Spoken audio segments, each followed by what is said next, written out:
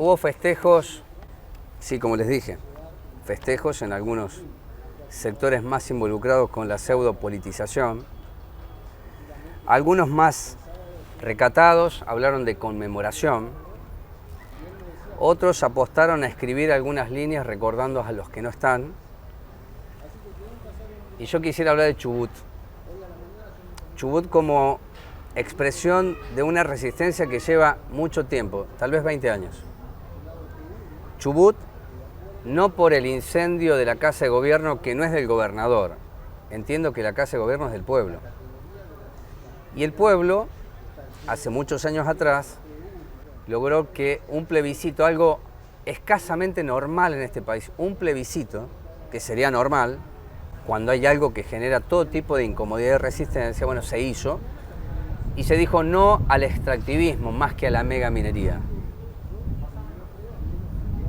Y entonces ocurrió que el gobernador que llegó con la promesa de no darle a Pan American Silver, que es la que compró tierras en el año 2009, atienda para ubicarlo en el tiempo de quién gobernaba el país, año 2009, compró las tierras y esa empresa canadiense necesita hacer la explotación de oro, plata y plomo, algo más. Como en Chile hubo un derrame y ya el río no tiene vida, que fue no hace mucho tiempo, pero los chubutenses dijeron nosotros queremos el buen vivir, lo vamos a elegir nosotros. Y la legislatura envalentonada dijo 14-11, venga Pan American Silver. Lo que no esperó nadie, ni siquiera los que viven aquí en Capital Federal y creen que por el ombligo de ellos pasa la vida, imaginaron que el pueblo en su conjunto, lejos de los partidos, haya brindado a 20 años del 2001 una expresión de democracia que hace tambalear a todos aquellos que creen entenderla. Esto que voy a hacer en el final del programa con Brenda y con Gustavo Zarza, ¿te querés presentar hoy en dónde, hacia dónde vamos a ir con esto? ¿En dónde estás?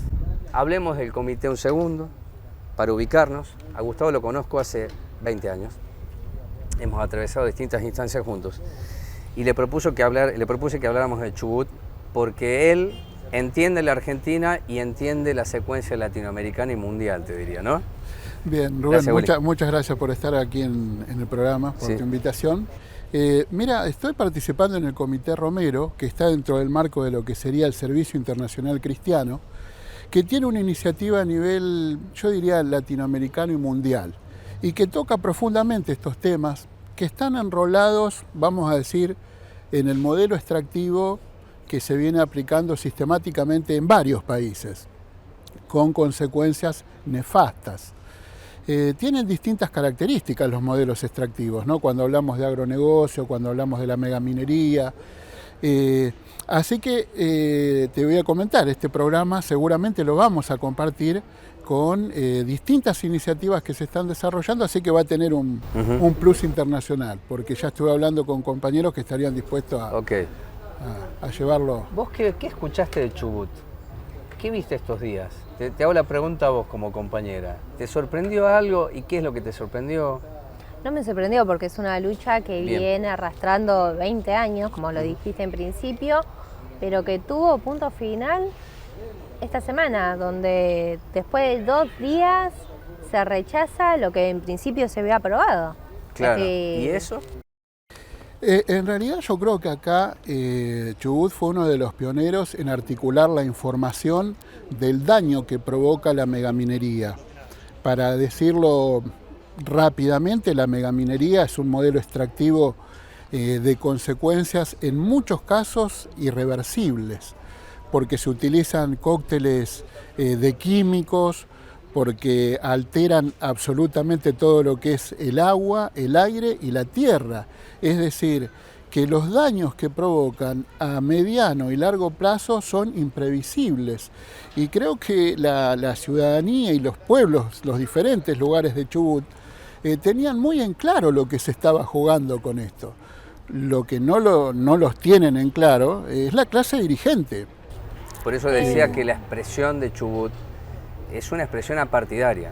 Absolutamente. Vos sabés que y el eje toca articulador, todas las clases, porque tampoco hay una clase, no se puede decir que Chubut ha sido un grupo anarquista, es decir, digamos que la construcción hegemónica del mensaje carece de elementos para decir que eso fue amañado, utilizado, sometido por un sector, ha sido el pueblo. Entonces, ante eso, a 20 años, lo dijo Nora Cortiñas. Sí, sí. El protagonismo... Qué manifestación increíble la de Chubut, a 20 años de lo que algunos llaman el argentinazo. Sí, porque de alguna manera los signos también son bastante parecidos. Ahí pregunto sí. yo, ¿hay un nexo? Mira, ¿Hay una relación? Todas las experiencias que vamos a decir que intervienen diversos sectores populares o distintos estamentos de la sociedad quedan grabadas en la memoria. Todas nos dejan una enseñanza y a veces esas enseñanzas, por más que algunos no las podamos percibir, están enraizadas. Sí, se puede decir claramente que el argentino y las argentinas desde hace muchísimo tiempo vienen ejerciendo diferentes resistencias. En este caso hablamos de algo que fue fundamental. El eje articulador fue la defensa de la vida y atravesó todas las clases sociales y pudieron converger en una proclama clara: no a la megaminería. Y esto, de alguna manera, nos llama a repensar cuáles son los ejes articuladores que hoy están en juego en nuestra sociedad, que se la ve con falta de confianza, con falta de protagonismo, y la mayoría de las movilizaciones están, vamos a decir, financiadas o promovidas por el mismo Estado. No es este el caso. No es este el caso. Esa es la clave de lo que está diciendo Gustavo, que está bien porque en el lugar donde hoy trabaja y se relaciona, es una mirada cristiana. Podría hablar de Laudato Si, que es una encíclica del Papa que hablaba sobre esto, ¿no? Sí. Hablaba sobre esto, es decir, cuál es el concepto que el capitalismo tiene para aprovecharse de todo lo que son bienes comunes, es decir, no es algo que está ahí porque está, es nuestro. Primera consideración, que son bienes comunes, no recursos naturales, son nuestros. Y lo segundo, por el planteo que hacía y la presentación que hacía Gustavo, estamos hablando del agua. Si no la quieren entender, estamos hablando del agua. El agua, exactamente. ¿No? Exactamente. Sin agua, ¿qué hacemos? Mira, le compramos a Nestlé. Mira, básicamente lo que se juega en este tipo de cosas, y por eso digo que hay que reflexionarla, es el presente y el futuro.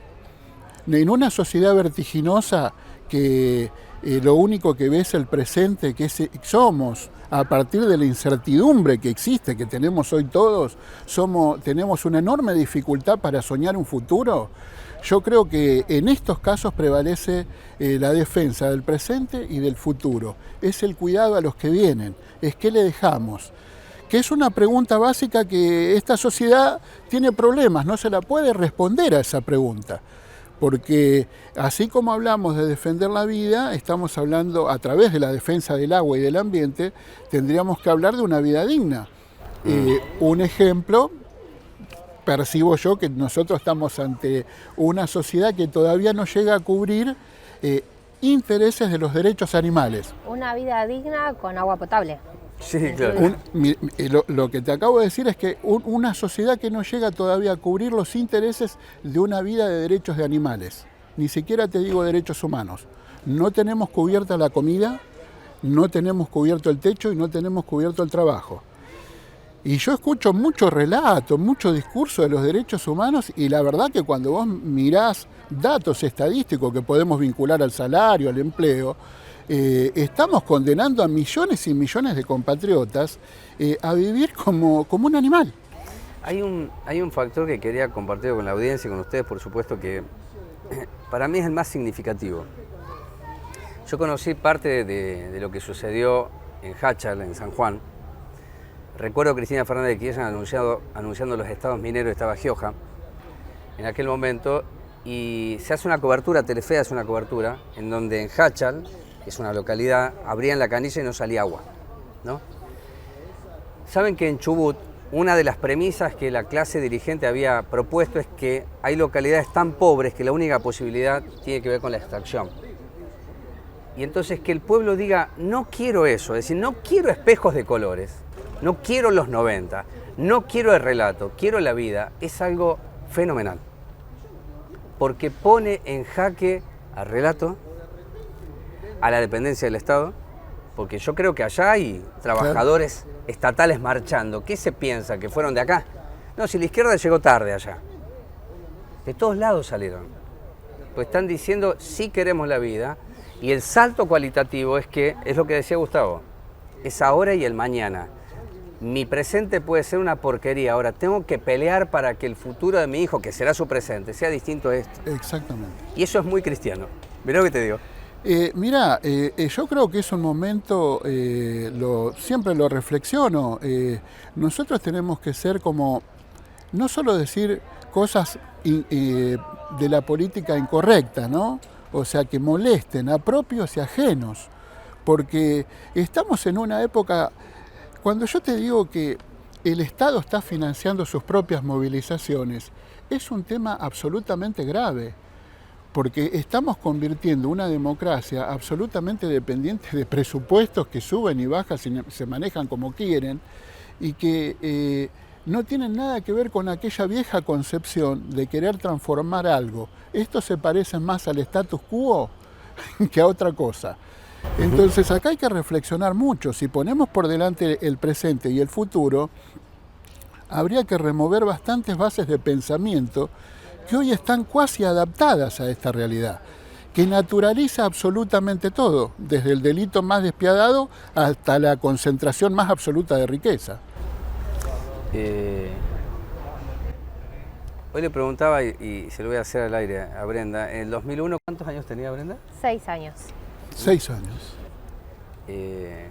Y recuerda situaciones que vivió con su papá, ¿no? Que ya no son aquellas, ¿no? Y que el trueque también, claro, parte de ese momento.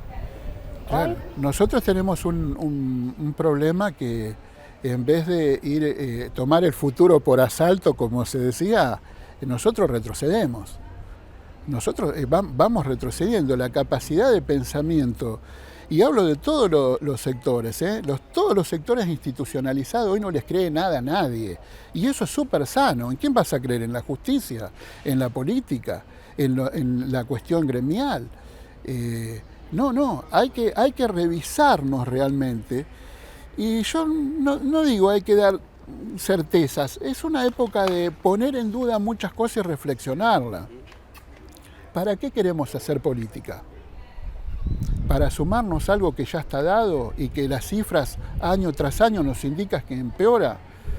¿O vamos a ir por ese futuro? Y hay que ir por un futuro que yo estoy convencido que tiene que estar absolutamente vinculado al empleo y la formación, la capacidad de pensar, la capacidad de estudiar, la capacidad de crear.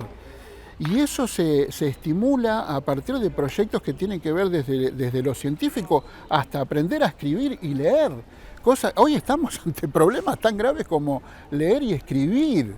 O sea, lo que yo estoy diciendo no son datos traídos desde otro lugar, son datos concretos. Y esa realidad, o la enfrentás, donde muchos te dicen, y es raro porque, viste, lleva como 40 años cambiar esto. Pero hay un dicho que dice, el viaje más largo empieza con el primer paso. Y el primer paso es justamente nosotros repensarnos. ¿Para qué queremos participar en política? ¿Para qué queremos un marco de alianzas? ¿Para ganar? ¿No? ¿Para llegar a consolidar? ¿O queremos realmente promover una línea de pensamiento y de desarrollo humano que trascienda las estructuras que hoy están dadas? Como dos reflexiones, una pregunta más de tu parte, si te parece, Brenda, si querés. A ver, creo que no tenemos dimensión que el poder constituido por ejercicio republicano, ¿no? El poder ejecutivo, el judicial, el deliberativo, funciona en una provincia que se llama Chubut, funciona. Sí. No fueron suprimidos esos poderes, esa república chica provincial sigue vigente. El tema es que el pueblo le dijo a uno de los poderes, o a los 3 poderes, ustedes no me representan, ustedes no tienen el poder somos nosotros. Y no fue gratis, porque fueron reprimidos, han sido encarcelados, pero es conmovedor encontrar fotos en medios muy alternativos de personas de todas las edades con una bandera argentina diciendo no. Y el no es poderoso. ¿Saben por qué? Porque tomo una línea de Gustavo respecto de cómo los gobiernos han financiado la estructura movimentista. Lo hacen. Absolutamente. Y eso es todo lo contrario a lo que pasó en Chubut. Es decir, está en la antípoda de lo que ocurrió en Chubut. No puedo extrapolar aquello acá porque acá el sistema de dominación es mucho más sólido. Las dependencias son más elocuentes y los miedos hacen que la parálisis funcione como una especie de democracia. Ahora, la democracia fuera de Chubut. Y hay otras expresiones más minoritarias que en la Argentina se muestran y que desde Buenos Aires se tratan de apagar rápidamente, incluso por los medios que son alternativos. A mí me da mucha vergüenza encontrar una nota en la PAC Urondo, a quien respeto el trabajo que quieran hacer, buscando una nota con una mujer que dice nosotros estamos de acuerdo con la megaminería. Porque yo lo que vi es un pueblo tan movilizado que llevó a que todos los medios de Capital Federal tuvieran que decir pasó algo en Chubut. No ocurre eso. Mira, yo voy a traer un elemento más para la reflexión. ¿De qué manera algunos toman la realidad y la proyectan? La empresa Pan American Silver, empresa de origen canadiense, que compró esos 4 módulos de 2.500 hectáreas, tiene programado a 18 años, según estudios de la compañía, aplicar el modelo extractivo. A 18 años, sabiendo que en los primeros 5 años puede llegar a extraer, estamos hablando de plata, cobre y plomo, unas 20.000 onzas, 20 millones de onzas, 20 millones de onzas. Y que a partir del 5.º año eso va a disminuir a 16 millones y medio de onzas. Es decir, una empresa que se queda con el territorio por apropiación, por despojo, como le querramos llamar, de una provincia, proyecta sobre sus ganancias un tiempo estimado. Y nosotros, y esto es para todos los que hacen política desde el Consejo Deliberante, la Cámara de Diputados, no pueden proyectar lo que va a pasar el año que viene. No hay presupuesto en la Argentina de nada, porque tienen una incapacidad de proyectar terrible. Le tienen miedo a discutir y construir futuro. Y esto, lamentablemente, es la moneda corriente con que se hace la política. Porque tendríamos que sincerarnos. Tendríamos que dejar de vendernos espejitos de colores, como vos decías al principio, y asumir una realidad de país empobrecido, devastado, a donde al pobre le proponen el modelo extractivo como la única salida. Sin embargo, podríamos hablar de emprendimientos turísticos, podríamos hablar de energías sanas, limpias, renovables, que podrían crear empleo, que podrían hasta bajar los costes de la energía. O sea, hay muchos elementos que tienen que entrar en danza, pero claro, hay que invertir, hay que buscar cómo desarrollarlos. Y eso parecería ser que para cierta clase política es trabajo. Dale, dale. Para mí la última pregunta, y para llamar a la reflexión, creo que es importante pensar esta semana también recordando o preguntando lo que me hacía la pregunta Rubén de mi edad en el 2001. 20 años, explota Chubut. Chubut se hace escuchar en una semana tan importante, digamos, para la historia más reciente argentina. Y para mí hay un nexo también, y recordar, traer a la mesa del debate. El presidente recuerda 38 víctimas de esa semana fatal, 20 y 21 de diciembre. No fueron 38. No, fueron más. Pero hay un nexo, vos encontrás un nexo, una reflexión entre 20 años del 2001 y hoy, lo que pasa en Chubut. Mira, y lo que silencian los medios. Te voy a dar 3 reflexiones. La primera es que este gobierno nos tiene acostumbrados a sus mentiras, es falso. Es más, como que dicen, hubo 38, 39 muertos en Cava. Esa es la idea, tirar siempre los muertos en Cava. Cuando hubo muertos en varias provincias, y bueno, 9 en la provincia de Buenos Aires con Rucauf. Pero o sea, mentiras que ya nos tienen acostumbrados.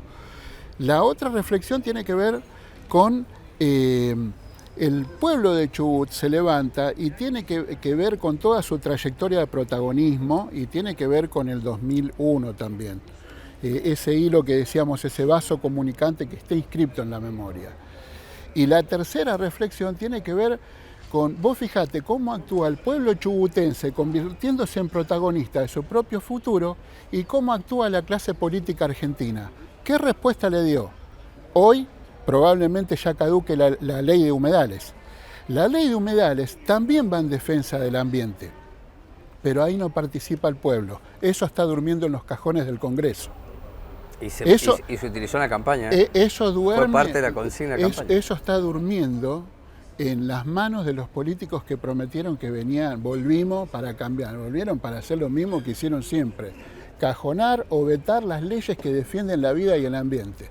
Yo quiero reivindicar la ley de humedales porque tiene que ver con discriminar cómo se disponen los medios productivos, llámese ganadería, agricultura, emprendimientos inmobiliarios, sin afectar los cursos naturales, que también son parte de los ecosistemas y de la vida. Sin embargo, hoy estaría durmiendo el sueño ahí, de lo injusto, digamos. Sí. O sea, por un lado un pueblo toma en sus manos la construcción de su futuro, por otro lado se miente con los números desde el gobierno oficial y por el otro lado la clase política tira al bombo, vamos a decir, un proyecto como la ley de humedales, que bien le vendría a la Argentina, definir claramente de preservar y cuidar nada más y nada menos que la naturaleza, que no es ninguna mercancía.